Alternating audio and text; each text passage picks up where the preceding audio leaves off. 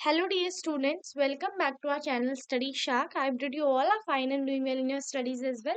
But today we have a new poem in your English literature book, that is first slide. The poem name is Amanda. Very interesting poem this is. So let's read it, okay?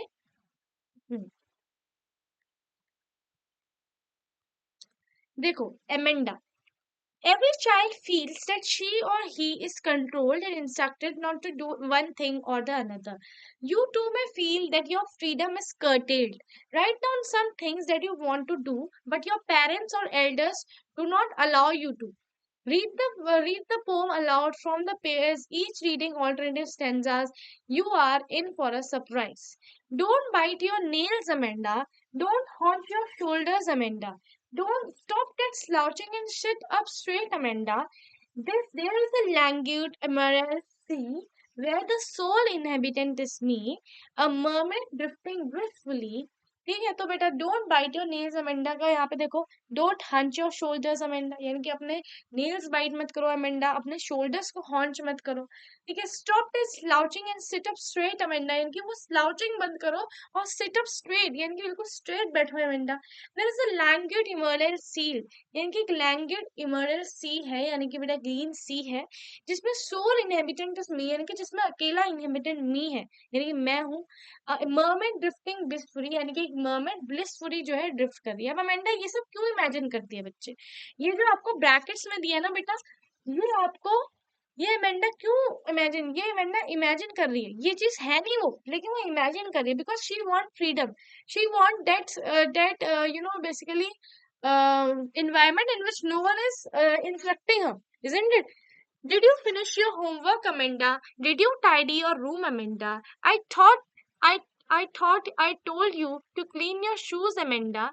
I am अब देखो बेटा वो वही है वो instruction दे रहे हैं तो आप अमेंडा क्या इमेजिन कर रही है I am a orphan orphan यानी कि बेटा वो इंसान जो मतलब जिसके मम्मी पापा नहीं होते हैं ठीक है रोमिंग इन द स्ट्रीट यानी कि मैं अपने स्ट्रीट में चल रहा हूँ the pattern of soft dust with my hurst bare feet यानी कि मैं अपने सॉफ्ट डस्ट से जो है मैं बेयर फीट से चल रहा हूँ और एक पैटर्न टाइप का निकल रहा है the silence is gold and the freedom is sweet silence is golden बेटा यहाँ पे मेटाफर है the freedom is sweet metaphor है बेटा तो ये साइलेंस इज गोल्डन क्यों कह रहे हैं क्योंकि इसको साइलेंस चाहिए इसको फ्रीडम चाहिए है ना that's why she is saying that silence is golden and freedom is sweet Don't eat the chocolate, Amanda. Remember your acne, Amanda.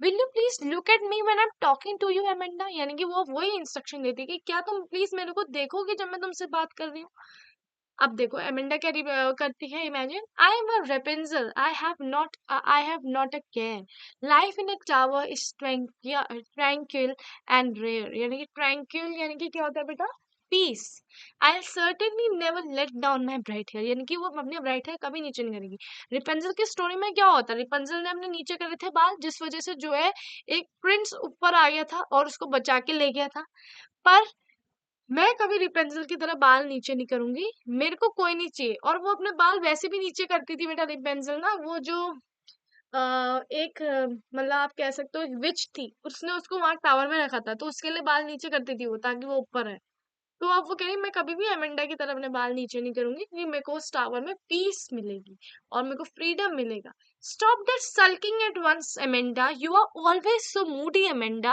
Anyone would think that I nagged at you Amanda तो कहते तो हमेशा जो है Amanda सो Moody रहती हो हमेशा जो है सल्किंग यानी कि हमेशा इसी तरह से मेरा जवाब नहीं देती हो मेरे को इग्नोर मारती हो एनीवन वुड थिंक दैट मैंने तुम पे चिल्लाया है या मैं तुम पे जो चिल्ला रही हूँ जिसमें बेटा आयरनी है क्योंकि वो चिल्ला रही है उसमें but she is not accepting that particular thing isn't it तो ये पोएम लिखी है बेटा रॉबिन क्लेन ने ठीक है अब समझ में आ गई ये पोएम अब बच्चा नेक्स्ट है thinking about the poem okay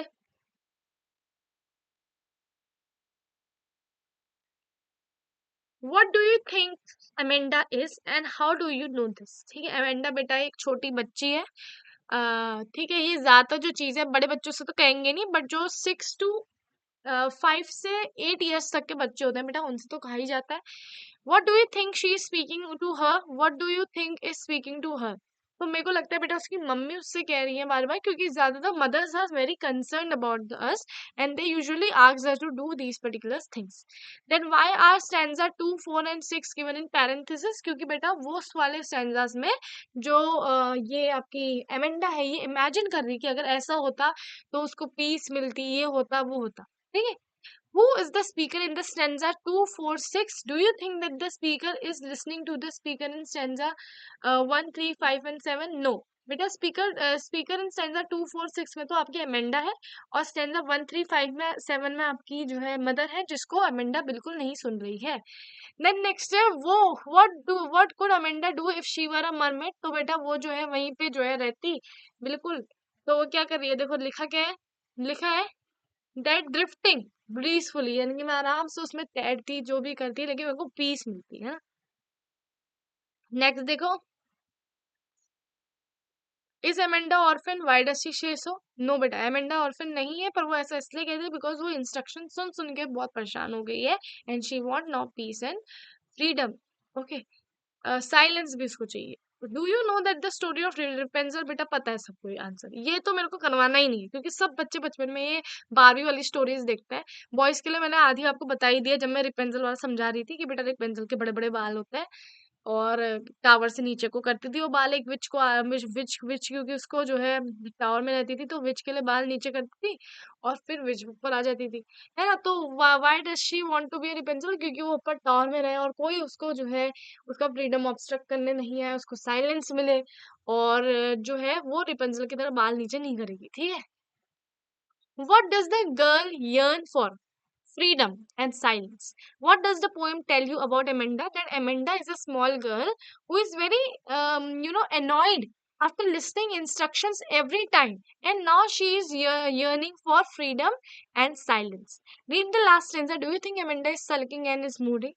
So I don't think beta Amanda is sulking and moody, but yeah, this is the thing that if instruct someone very much, if instruct someone very much and you are every time instructing them, you are not allowing them to do something of their own, so that time the person feels that their freedom is obstructed and they are not getting that silence and freedom. So that's why Amanda is doing this type of behavior. Otherwise she is also a little girl. Why would we see so sulking and moody, isn't it? तो ये चीज है बेटा. ठीक है, समझ में आ गया. अब बेटा ये चैप्टर हो गया, ये पोएम हो गया खत्म. तो thank you so much for watching. अगर वीडियो पसंद आया हो तो please like, subscribe and share our channel. Thank you so much for watching. Okay बेटा.